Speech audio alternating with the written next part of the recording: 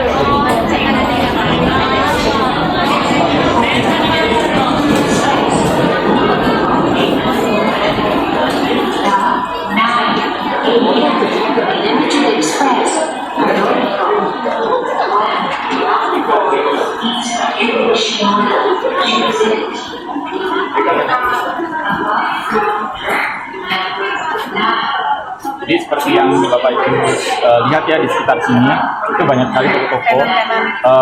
Jadi namanya Grand Station ya. Grand Station ini dikelola oleh JAR East tahun 2007. Dari tahun 2007. Sebelum tahun 2007 itu ini cuma koridor bawah tanah biasa buat penumpang lewat ke sana kemari kosong. Dan kemudian lahannya dimanfaatkan sehingga dibuka tenan ya.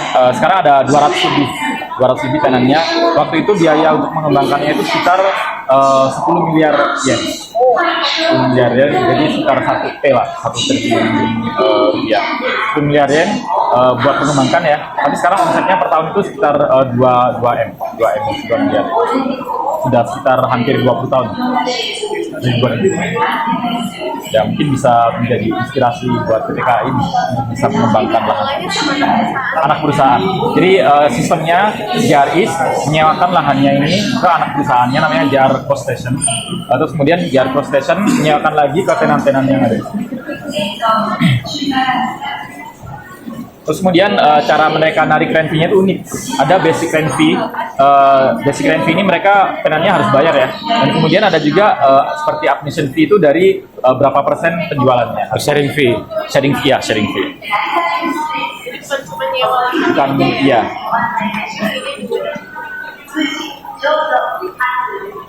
By the way, JAR East pendapatannya itu ya totalnya itu sekitar 2 triliun yen per tahun. 2 triliun yen. Iya.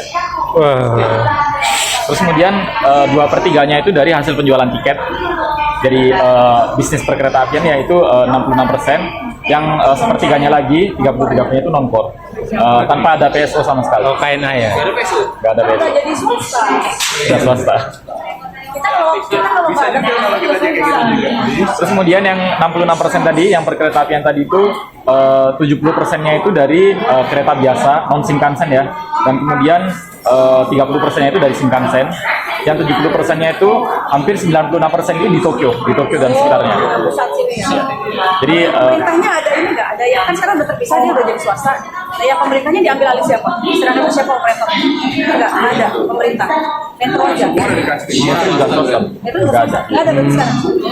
Mas, kalau jalurnya punya siapa, Mas? Kalau jalurnya beda sama kayak di Indonesia ya. Kalau di Indonesia kan lintasannya milik DJK ya. Iya. Di sini ada di sekitar 200 operator perkereta-apian ya. Tapi yang operator kereta penumpang itu hanya setengahnya, hanya 100. Dan itu di sini kebanyakan atas bawah sarana dan prasarana itu dimiliki oleh operator.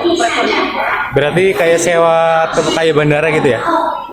Cuman ada 3 jenis operator ya. Operator tipe 1, tipe 2, tipe 3. Tipe 1 itu punya sarana dan prasarana.